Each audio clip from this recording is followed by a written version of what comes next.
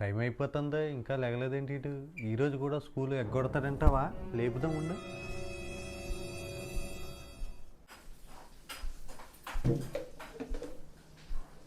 ఇదేంటి ఇంకా లేగలేదు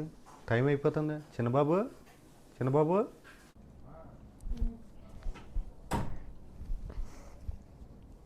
డాడీ తన ఫస్ట్ డాడీ స్కూల్కి అన్న రేపు వెళ్దిగలే అమ్మా బాగా ఎక్కువ వస్తుందా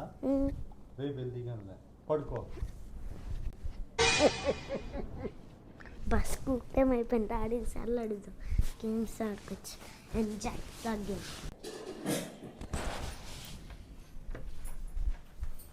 డాడీ